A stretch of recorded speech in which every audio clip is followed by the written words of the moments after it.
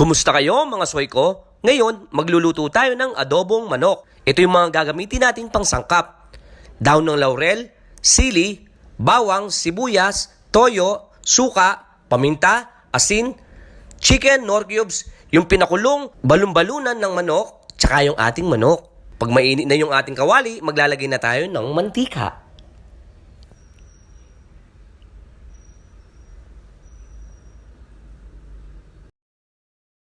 Ilalagay na natin yung ating bawang.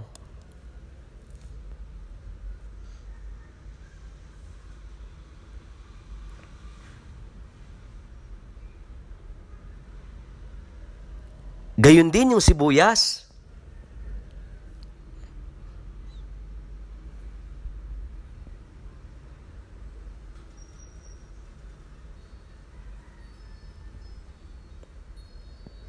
Pati yung ating sili.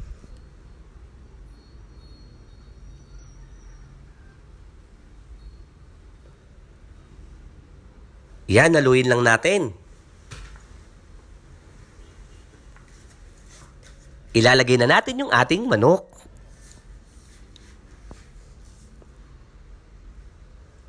Haluin natin para manuot yung kanyang lasa.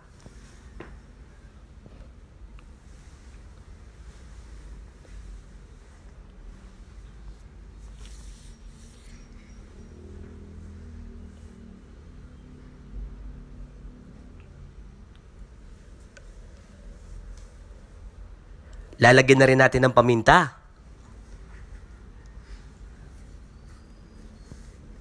Haluin natin.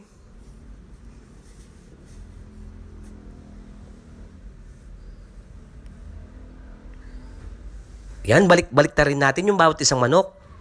Balik na rin natin yung mga manok.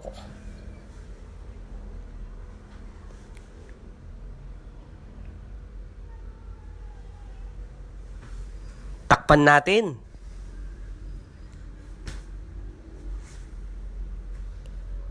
Pag kumukulo na, ilalagay na natin yung ating pinakulong atay balon-balunan ng manok, tsaka yung baboy. Lalagyan na natin ng suka.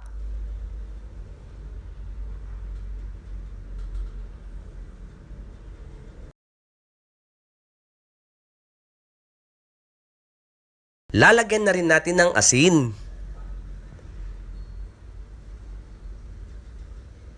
Takpan natin hanggang kumulo.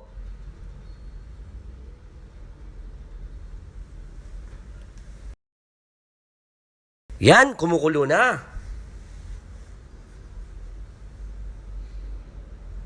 Lalagyan na natin ng toyo.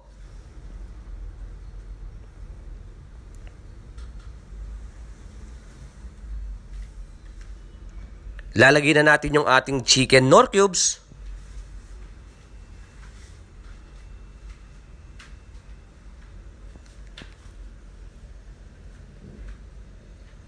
Lalagyan na natin ng tubig.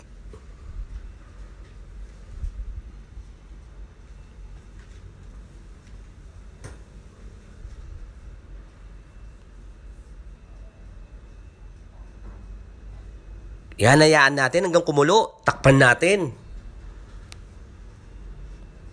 Yan, kumukulo na. Luto na yung ating adobong manok.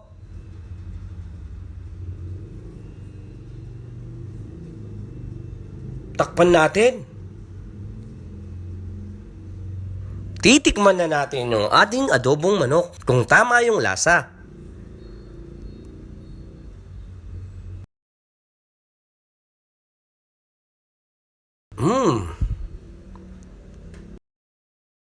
Nyama na soy! Paki-like and follow nyo po ako sa aking Facebook account. Salamat po!